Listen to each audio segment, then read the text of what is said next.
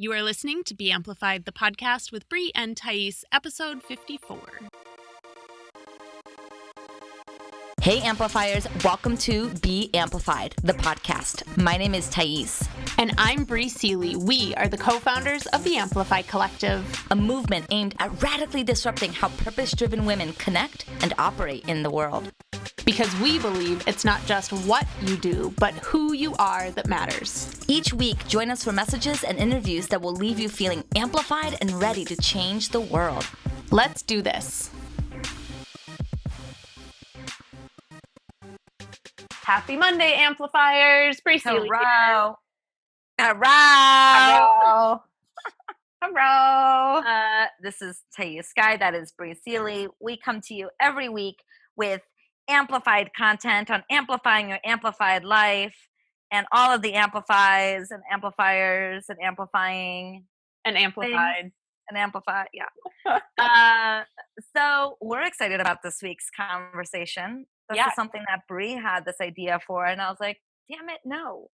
Just kidding. I had a feeling that you'd be hesitant. No, I was not hesitant. I'm excited about this topic. It is a good one. But before we get into that, as usual, quick announcements. One, we are having our fantastic dinner party in Los Angeles in just a few weeks' time. We have an amazing space that we are using through Breather, who is one of our new favorite companies, and we'll be having the event catered and an amazing musical guest who is a Los Angeles lovely lady and all sorts of stuff. It's going to be great conversation, and we want you to be at the table with us. Yeah, we love this private experience because it's really curated and really delicious, and there's no rush to get to know one another and have intimate conversations and really meet other fabulous, driven, ambitious, lovely ladies of LA. So that's happening. So we would love to see you there, and that's it. You can find out one more information. And to get your tickets at wrong website. You can get tickets at theamplifycollective.com. There is an event tab. If you click on it, all the information is there. It will take you directly to Eventbrite, and you can come rub elbows with us and get a hug in real life. Yay. Woo-hoo. Yay. All right. Let's get into it. Okay, let's. So, some of you may have noticed, especially those of you that listen to our extended cuts with our guests, that we have been asking a question lately that Thais came up with, and I don't even remember how you came up with it. I'm just an excellent question maker. It is true. So she has started asking our guests this question, and we've gotten some really great responses. And the thing I love about this question is that it gets real because Thais and I talk all the time about these Instagram perfect lives and the Facebooks and the things and how great everything looks all the time. And all of us are struggling with something. We're facing challenges, like all of us are, no matter what, no matter how great our lives look and how many, Instagram lattes we post, like we're all struggling and with some sort of challenge. And caffeinated. It's important. Here's a hypothesis. The more caffeine and latte photos that people post on their thing, the more they're struggling with life. Because possibly there's a direct correlation between the amount of caffeine you intake and how much stress you're currently facing. What do you think? I love it. I think that's an excellent thesis. Should we test that? We should write a dissertation on it. So let's talk about our challenges. We're going to get raw and real. I mean, we're always raw and real, but we're going to get even rawer and realer in the conversation of challenges. And we're both going to share what challenges we're having in our lives. And I think it's really, really important that when we have this conversation, I know that it's very easy as kind of spiritual, inspirational leaders to try to convert our challenges into opportunities or sugarcoat it, right? Like I'm not actually facing a challenge because my entire incarnation is heavenly and I just go with the flow and everything's fine. I was like, bullshit. Let's be real. Let's be real with each other. Yes, and Like, yes, that's true. Yes, we're all spiritual beings and none of the stuff is real. That's great. And in the moment when your father dies and you're staring at him in the face as his soul leaves the body, I'm sure that that real experience that you're having needs to be honored. Yeah, I talk about this a lot, that there's like this spectrum from Yeah. one end to the other of like our spirit and our humanness, because we Yeah. are both. In every moment we are both. And a Preach. lot of times we exist in either one or the other. And if we're existing heavy in the spirit side of things, we're doing it to not deny, but kind of avoid The the pain. human aspect of things, Yeah. human Because pain that being we human fucking sucks. yeah. And Yep. then if we're too human, obviously we're denying the other end of the spectrum as Yes. well. And so it's that nice, juicy middle Mhm. spot, like Thais was talking about, where yes, we are spiritual beings. Yes, everything is always in divine perfection. And that You're doesn't allowed. mean, yeah, Yep. that our humanity can't experience the humanness Yeah. of our lives. Yeah. Yeah, and one thing too I want to add before we get into our actual challenges is that it's very hard for us to hear people share their challenges. When we hear someone in pain or someone in despair or someone, sharing their heart with us, it's very easy for us to want to tell them what to do or tell them it's not a big deal or try to make it, try to help ease their pain or ease their burden by taking some on, right? By making it be about us, by giving them advice. Really, that's what we're doing when we give people advice is we're making it be about us. And what you're doing in those moments is you're actually robbing that person of their ability to be with their stuff and to allow that stuff to do its work, whatever that work is supposed to be. So when you're in the space where someone is vulnerably sharing their truth, their real experience, here's what not to do. Do not tell them to let it go, forgive and forget. It's all good. It's not a big deal. Yeah. How much do we hate hearing that? If it were easy to just let it go, we'd all be letting going. um but also, don't give them advice. God, Yeah. do not give them advice. No one needs your advice. Because right, like when I give, like, let's say if I were to give you advice, if you're like, Taste, I don't know what to do about this, and you don't ask for advice, there's a difference. See, but Right. here's the problem though. I call Thais for advice and she's like, "Oh, I totally am holding space for you." And I'm like, "No, fucking fix it." Okay, so And she yeah, won't. so that's the consent right there. But let's say Brie comes to me and she doesn't want my advice. She didn't ask for it. What happens when I start giving her advice is I'm essentially saying, I know what's best in your life. Like I have some sort of authority of your life. And so here, let me tell you how you should handle it. Let me tell you how you should navigate it. And it's so much easier when we're not in the shit, right? It's so much easier when we're not the ones being cheated on or whatever else to then tell you to just let go or whatever. And so that's really depriving of the person of their experience. So unless they ask for advice, if they ask, that's a different matter, of course. But yeah, so when someone shares their challenges, just see if you can really hold space for their pain instead of trying to fix it. And then oftentimes too, and I think Thais and I have mentioned this before, is that we usually go into that advice giving mode because we are uncomfortable with what the Hmm. person is feeling. Yep. And Yep. so we don't want to have to sit in the discomfort that is arising within us, Yep. experiencing their pain. And so Yep. we try to fix it for them so that we don't have to feel the discomfort. Yep. So when people are sharing challenges with you, notice that discomfort. Notice of your propensity to want to jump in and fix it for them. Notice what's coming up within you, because Mhm. that's what you need to deal with. It's not Yes. fixing it for the other person. It's being like, wow, why is this making me uncomfortable? Because this situation isn't mine. So just I love it. another I think that's discussion. Yes, I'm glad that you said that because that's absolutely what's going on. When we have a hard time holding on to our pain, it's very hard to hold on to the pain of other people. And I get it. No one likes to feel distraught or resentful or stressed or whatever else, overwhelmed. And that's why, there's so much of the coaching world that are people just trying to fix other people.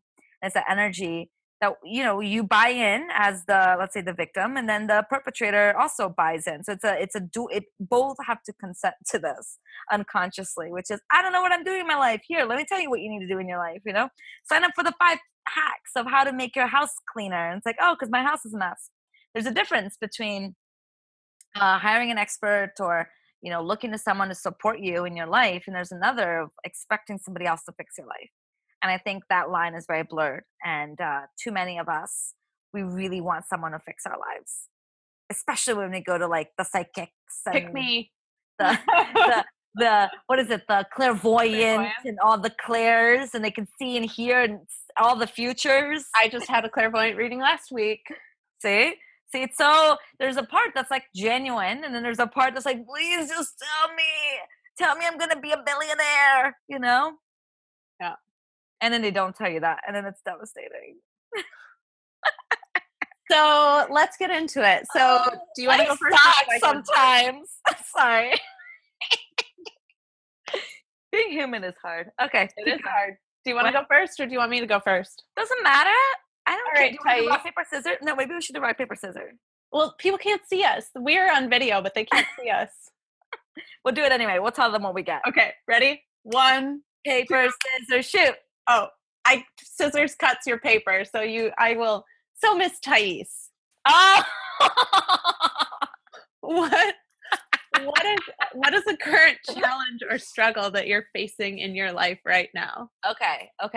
I mean, this is legit. This is something I've been really, really struggling with, and operating and trying to figure out. So, let me back it up and share the traditional learning curve. I think for all of us, and I really remember it being my truth when I was teaching yoga, or I guess I still teach yoga, but when I was really learning, I was in the beginning phases of teaching yoga. Is you know, first you're a student, so you get on the mat and you don't know what's right or wrong. You don't know what's bad or not bad. You don't know what proper alignment is. So you're like totally open to getting the instruction of the teacher, and you're malleable and you're learning a lot and you're very thirsty to learn. So you're like, yes, give me anatomy, yes, tell me what's up. And you become so thirsty, and you decide that you're going to go into teacher training. So you're going to teacher training, and then you become a yoga teacher. And when you go into yoga classes now that you're not teaching, like someone else is teaching, it's very easy to get very hyper aware of what the teacher is doing. And in your head, you're like, oh, that teacher is doing it wrong. Oh, she cued this wrong. Oh, that's not how I would have done it. What? No core in this class? Blah, blah, blah. Like, you kind of can't help but like judge, and uh, be very opinionated in how that teacher is right or wrong. And it's very hard to turn this off. Um, and then, the more you go, the more you get like embedded in your style of yoga as like the better style, like I'm a power yoga teacher. That means I'm better than the Bikram and blah, blah, blah. And you get and if you're in this type of community, it just augments the strength of like the way you're operating is better than everybody else's.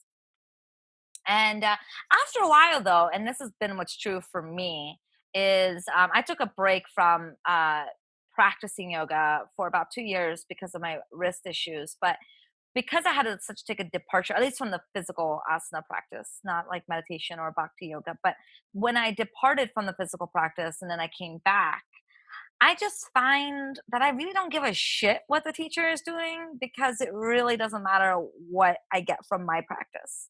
Like, it's my practice, and I could go in a class of like the quote unquote worst teacher and I'll get something really good out of it, because it's now about me and my experience and what I feel like in my body. And if something the teacher says doesn't feel aligned with what I want to do, then I don't do it. And so I just taken complete ownership of just being in my body. And that is, I think, the epitome of kind of it being embodied.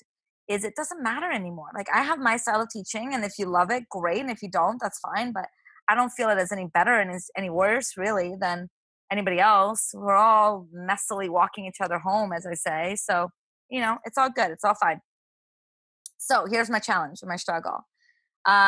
In December, actually, back up. In September, October, November, I was having some major revelations and opening around my mother wound.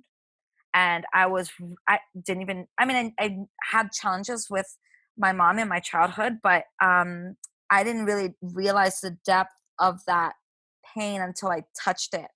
And so that forced me to do some really radical healing and work around the mother wound. So that was around the time of the election. And also around that time, I started feeling really jaded by the coaching industry. I was just feeling like there's just a lot of fakers out there that don't really know what the fuck they're doing, and they're making, all this money, really perpetuating a lot of shit in our industry. And I started feeling really terrible about my participation in the industry and what I was doing. So all three things kind of came together in December for me to have kind of this like mini awakening. All my awakenings fucking happen in December, BTW. It's the worst time to be awakened.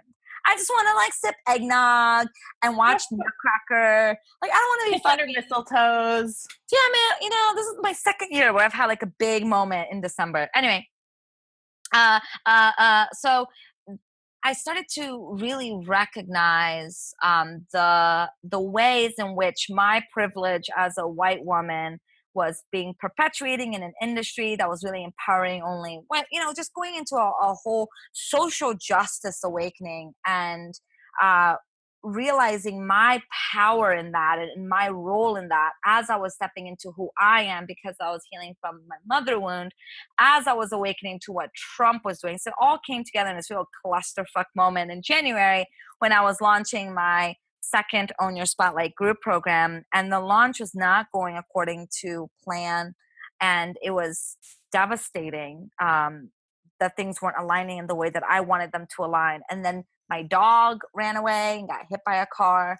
Trying to find me out of my mother-in-law's house, and my mom came to visit, and that whole trip felt so off because doing all the mother wound healing, trying to figure out what the new relationship is between my mom and me.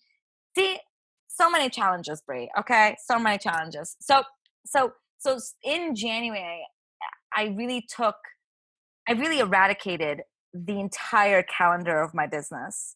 Brie and I went to Palm Springs in October, and we created this beautiful business plan for my business, her business, and Amplify's business. And I completely eradicated my whole plan because nothing was feeling good. I wasn't sure how to be who I am and that I was becoming in the industry. Anyway, okay, fast forward.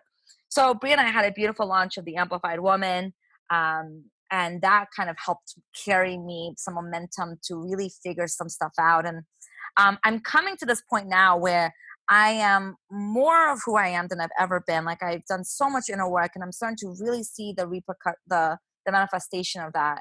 I'm feeling so good about who I am for the first time in my life, like just so good about myself, so good about what I'm learning, so good about how I am marketing myself and being myself in the online space. And I love now I'm launching the third iteration of my Owner Spotlight group program, and I made some major renovations to it to really align with my new knowledge. So everything is like feeling really good, except for, just like in my yoga teacher training thing, I've become so judgmental of people who are now like who don't get what I get around how to market themselves in a way that's not perpetuating their privilege and perpetuating their crap.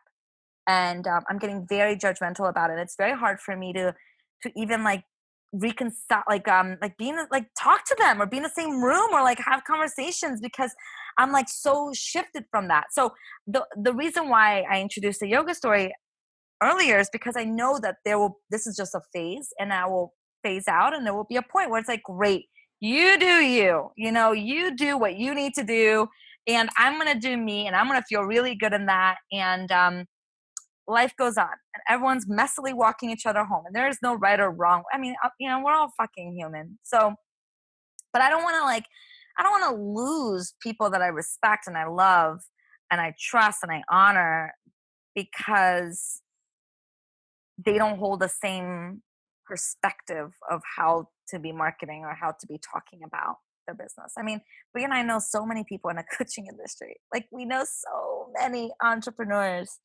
and so that's been my challenge, is like really seeing the human, the messiness, and not not that I can't get into a pedestal or because I am there, but really checking myself and knowing it and stepping back and knowing that this is a phase and this is not the truth. Like what we talked about, what was it last week about truths? Like this is not the capital T truth. This is just a momentary truth. And I can honor that truth and I don't have to judge it or label it because I know it's going to pass and I know it's not going to be a thing forever while doing my best to not unnecessarily burn bridges or condemn people uh, for who they are being, because that's not fair. Like I don't want to condemn people for who they're being because I don't want them to condemn me for who I'm being.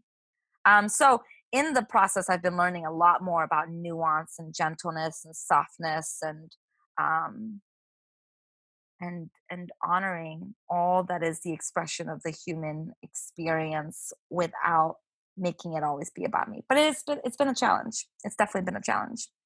Thank So you. yeah, that's where I've been. That's what's up. Beautiful. Thank you for sharing. Yeah, thank you for listening. I feel like I'm just talking about this to Bri. I forget that like a bajillion people are going to be hearing this. It's fine. But this is good. This is why a lot of people listen, is because it is like just sitting in on, what did someone said? It's like they feel like they're sitting and having wine with us. Well, Yeah, like we're, it's like a little intimate yeah, thing. So yeah, thank you for sharing yeah. that. I have been kind of on the outside watching you go through it, and have been holding massive space for you, and sending you love every time I think about you, and Mm, the phoenix that's currently rising within yeah, you, and thank I you. can reflect back to you that you are stronger than Yeah. I've known you in the last 2 years and 3 months, Mm. and It's really interesting too. To all that's listening, I want to make something clear.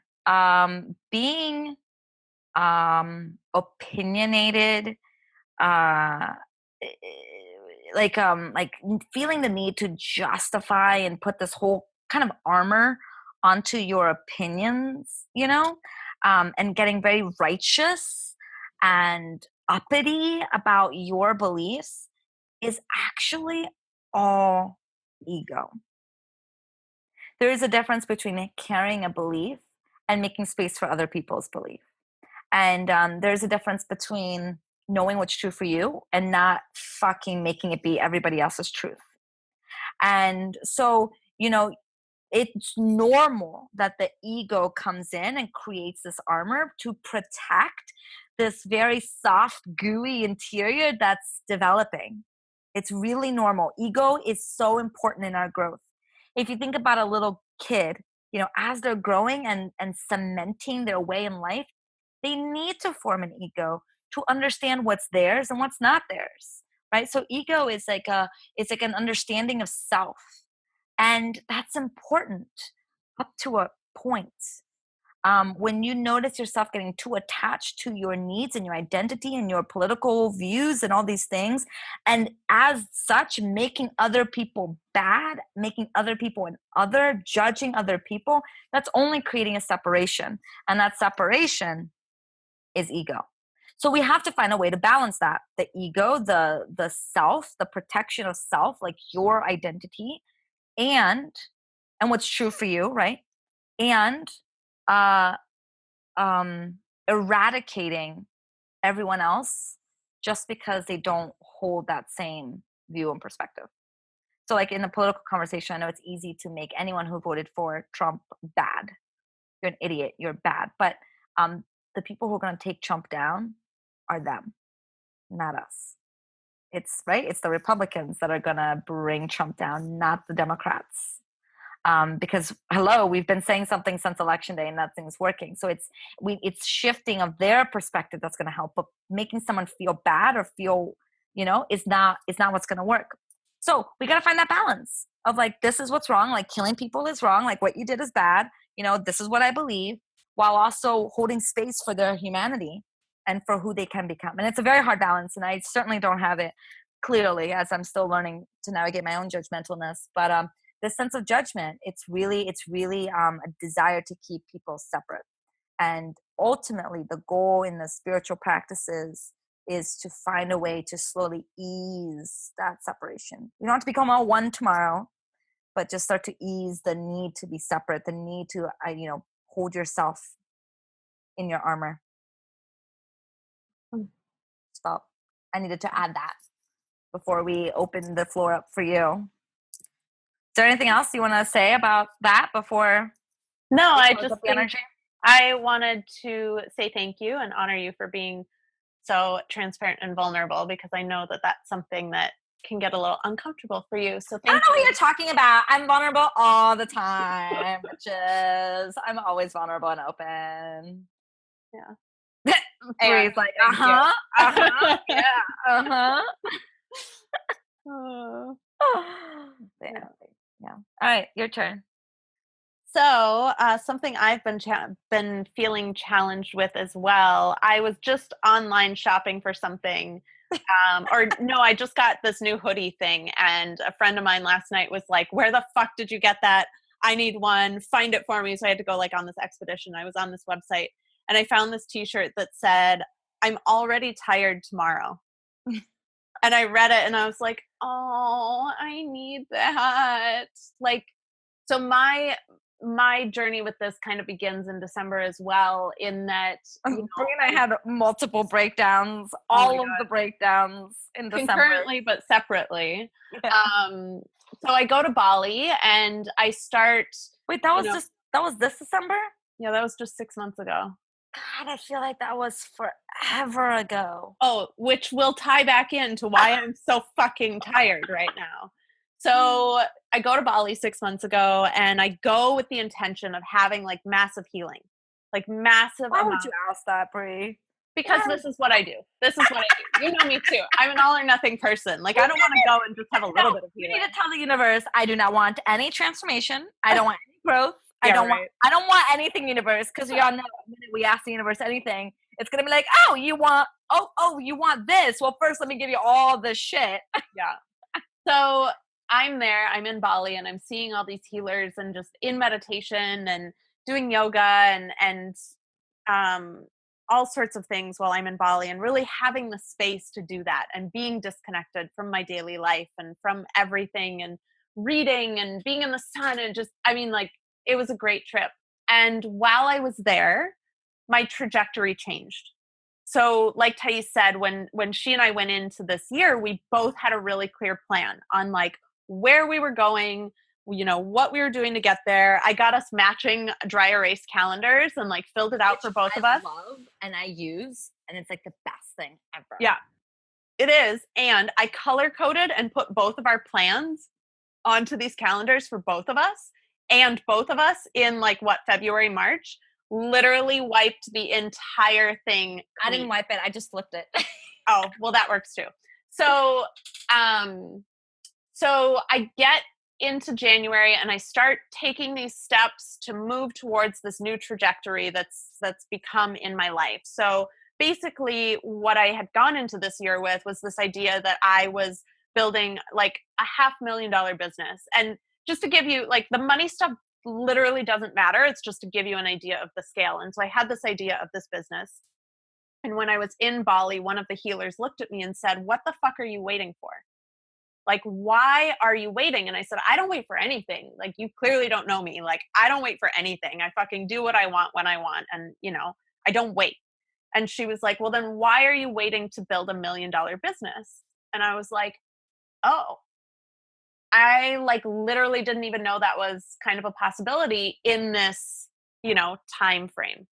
And she was like, "Just do it next year. Like, what are you waiting for?" And so when I got back in 2017, I enrolled in a training program and started changing my trajectory to be this different business.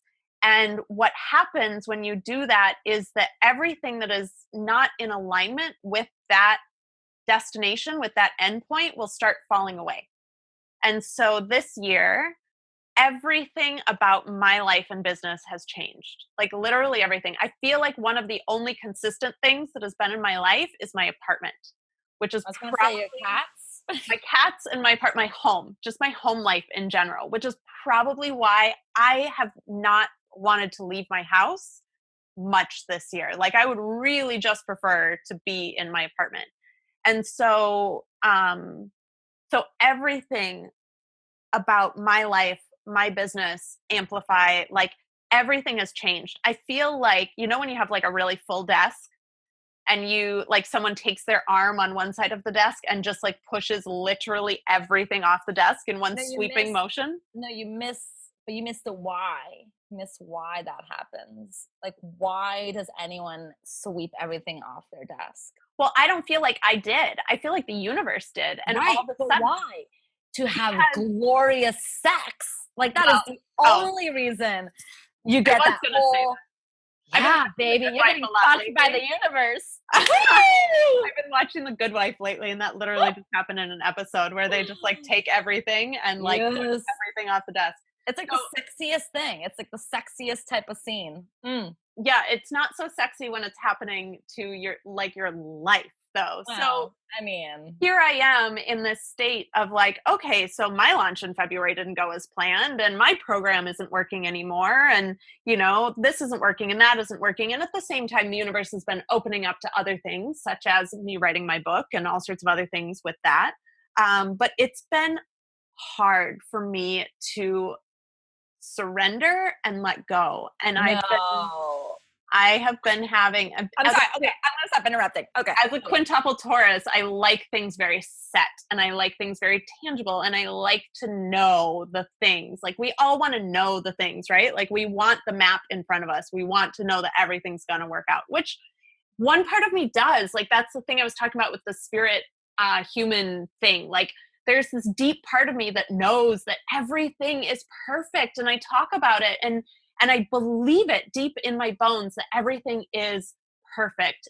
And like we talked about earlier, this human side of me is like, but no, everything is Mhm. going.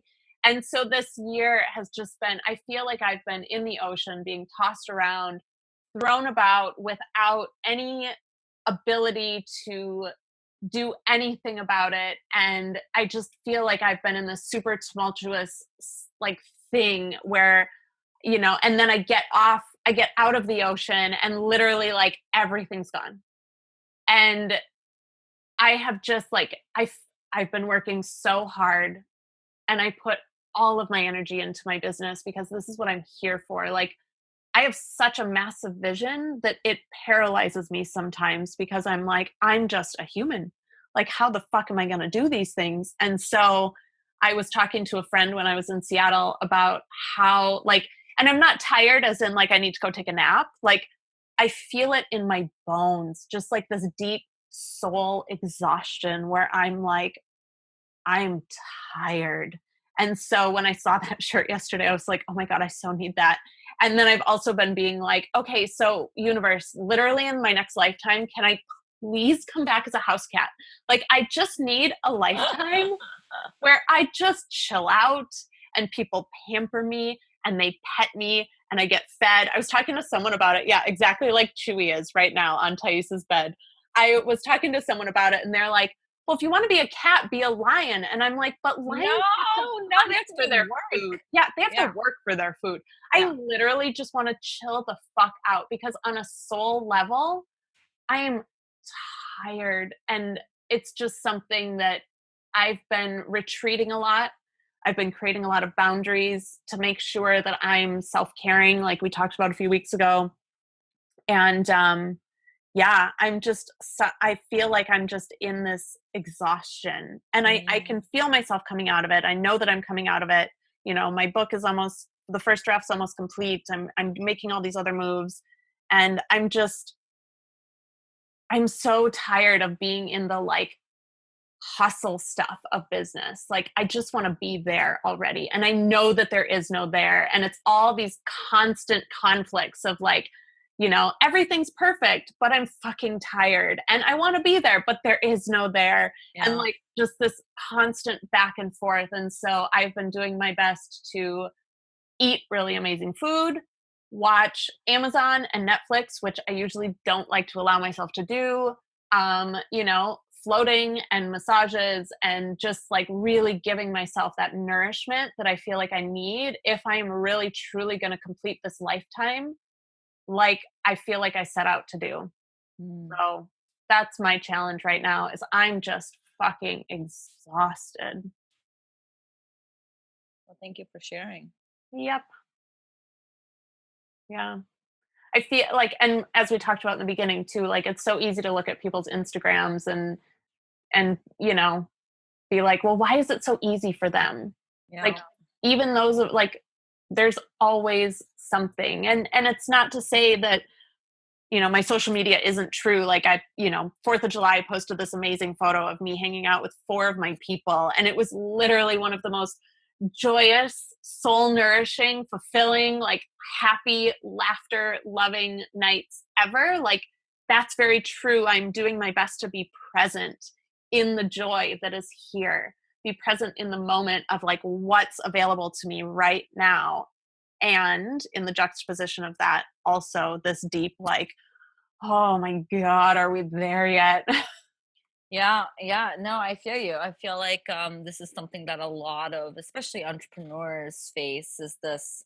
I mean, we're constantly navigating the two arenas, but this sense of when am I going to get there? I've been working so hard to get there. I've been so committed to this. I changed my entire life for this. Like, when am I going to start at least getting to the place where things start to just move like with ease? Yeah. The impatience has been coming up a lot for me lately too. Yeah. Like so much. Well, I was born early and my mom laughs and she says that's indicative of my level of patience. I know. I I my feel you. mom's labor went on for I think her water broke at noon and I didn't come out until like 5 or 6 a.m. the next day. Oh And my God, you which is tortured your mother. indicative of me. I'm like holding on, being like, no, no, I don't want to go. Don't Yeah. throw me into that new situation. Like, I just want to stay right here. I'm Yeah. comfortable. Can I just Yeah. be right here? Super indicative of my personality. Yeah. Yeah. It's fascinating how we've both have had such unravelings in the past 7 months. Like you said, like independent of ourselves. Um, and it's been a whirlwind. There are what I found to be extremely helpful for me uh, was to really re-examine a lot of the beliefs that I carried that were no longer kind of aligning and supporting me in my new kind of chapter. I will say before I go on, I had a Vedic astrologer do my chart and he looked at my chart. Did I tell you? I'm sure I told you this, right, Bri? Like he looked at my chart. This is like 2-3 years ago. Yeah, like 3 years, 2 to 3 years ago. He looked at my chart and he goes, so you have a chart of transformation. You're pretty much always going to be transforming. And I remember thinking, that sounds fucking exhausting. That sounds exhausting. But I will say, because I've transformed so many times in my life and I've gone through so many iterations of my life and so many like new steps in my life, and they're getting more and more the sense of completion, in the sense of like, yes, embodiment, like, yes, I'm here and I'm sure I will get to even a next evolution, a next, but because I've done it so often, I start to get to know how to do it pretty well. And It one of does, the things, yeah, it does theoretically become easier. Although theoretically, when you're in it, like when you're in the moment of it, you're like, oh yeah, fuck oh me. yeah, oh It's yeah, only when you step back and you're like, oh right, I've done yeah, this before. yeah, Okay, well, now we can move on. because you don't even know that everything's shitting. You don't even really know that everything is like fucking falling apart until it is, and then you're like, shit, that's everything's falling apart. So one of the things that I have found that makes it easy, like not easier, that's the wrong word, that makes me more aware, uh is to really look at what beliefs I'm carrying, and is this really now in alignment with this kind of new phase. And it could be beliefs about myself, it could be beliefs about the world. When I first went through my major metamorphosis and I had a dark night of the soul moment around my binge eating and I started to find God for the first time, that was one of the first times where I'm like, okay, what beliefs do I have that are really not supporting me. And this was not a conscious conversation because I didn't even know about beliefs then. But looking back now, I'm like, okay, the belief that it's a dog eat dog world out there is not helping me, right? The belief that I don't deserve to be on this planet, like that's not working out for me too well. And really shifting that. And so this time around, there's been some big shifts around my business, around marketing, around universal principles and energy that I'm like, it's not that the belief is not right, it's just that I just don't care to really entertain it, right? Like I don't really care to think about it too much. It's like a snake, like they don't carry around their same shell for their Yeah. whole life, like they shed their skin and they move on and they Yeah. grow a new skin and then they shed that one and they move on. Yeah. And you've got to know when to let go. Cause I think that that's the hardest part in all of it is Yeah. to be like, I got to just let go that this is no longer serving me. Like for me are things that are like universal principles here, people, like law of attraction stuff, like things that I used to teach and be completely committed to, like attracts like, your thoughts create things. And I'm not saying it doesn't. It's not that now I'm like thoughts don't create things. It's just at one point those thoughts and beliefs used to run my life and run how I operate. And now I'm choosing a different set of beliefs to run my life and to operate by. So I need to make this abundantly clear. It's not that I don't quote unquote believe in these things. It's that they're just not my primary emphasis on how I navigate things because I wasn't finding that to be useful for me. But I know plenty of people that find it to be useful for them. And that's the point. You've got to find what beliefs feel good for you. Oh, here's a stupid example. I think we talked about this in the podcast, like vision boards. Here's a stupid example. I fucking hate vision boards. They sound great in theory, but my personality, if I keep, like, I don't like to go shopping if I don't have money. As in, I don't like to try things on. If I'm like, oh, I'm going to try it on and pretend like I can buy it, but I'm not going to buy it. Not that I can't afford it, but I have an abundance of money. I'm just choosing not to buy it. Yeah, fuck that. It's never excited me. I've never been that type of person. If I have the money and the resources, I will go out and get what I need, and it's great. So why was I then carrying on a vision board of all the things that I one day would have, but I don't have now? For some people, like Bri, I know is so driven by her vision, and she has that connection with her vision. Like that drives her. I mean, not necessarily vision boarding, but visions drive her. For me, seeing this car that I right now am not in the capacity to have did not excite me. So I just chose a different belief system. Again, it's not that thoughts don't create things. It's that I just wasn't going to entertain vision boards anymore because it wasn't working for me. And I think that that was the biggest thing that we've both have found is that we've got to find what works for us. Bri with her boundaries and her nutrition and that's what's working for her to create a solid base while she's in this mega shift. And I think you have a kitty behind you. I do have a kitty behind me. This is Percy. Hi, Percy. Percy is a kitty. He's like 1.5. Yeah, I was going to say, I don't think I remember meeting Percy when I was there. No, Percy's new. Hi, Percy. So for those of you that don't know, I'm house sitting in Seattle right now. And Percy likes to hang out with me. I'm in the tower, which is their 4th story. It's like literally this little like nook. It's really cute. Percy loves hanging out with me while I'm up here writing. And yeah, that's been one of my systems for success. Thank God. Well, I have my 2 kitties. And then when I leave LA, I have cats all over that I just go visit.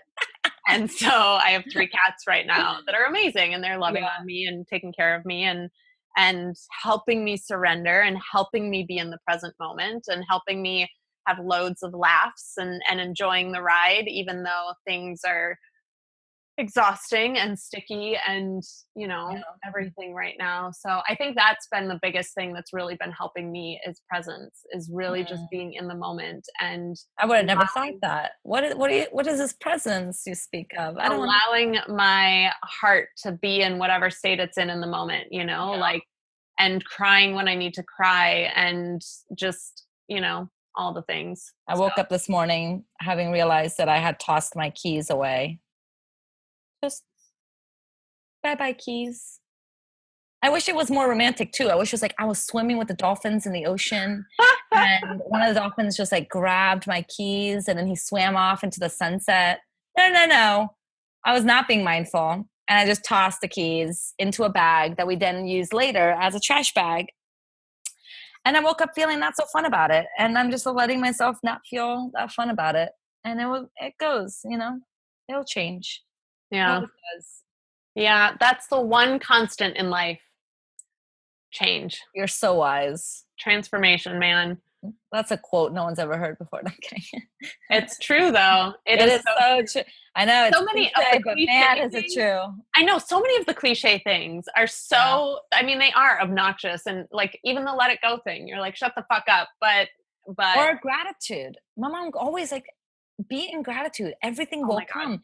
But And it shifts so much. we obsessed over gratitude having to look a certain way or be a certain way, or like, oh, I'm grateful for this but not this. It's like, no, radical gratitude is like a full body experience that literally everything you have is good. Everything that is here is good. It's like, it's not a list. It's not 10 things I'm grateful for. It's like, wow, can I be in radical gratitude right now for all that I have? And we have a list, but then we also have a list of things that we're not grateful for, and that defeats the purpose Yep. It's of not a gratitude. grateful but. Like you don't Yeah. get to be like, I'm grateful, but it doesn't work that way. Yeah, It doesn't radical work that gratitude, way. it keeps you sane. It may not take away your pain, but it keeps you sane in the pain, and I think that really that's all we can do. That's all we can do. Yeah. So, thank you everyone for hearing us through our challenges. And we invite you to look at where you're feeling challenged in your life right now and maybe how you can be a little bit more vulnerable with it as well. Because, If you want to be vulnerable, you're welcome to go into our Facebook group, beamplified.community, yeah, and share with us. share it with us. We'll Yeah. hold space for where you're feeling challenged right now Mm. because it is really powerful to be witnessed in your challenges without being fixed, without being judged, without being Starting to sound like manipulated, me. without being like, so It's come like share. epic words that are coming out of your mouth right there. I do what I can. So come share with us where you're feeling challenged and how, how we can be in these challenges together because, Yep.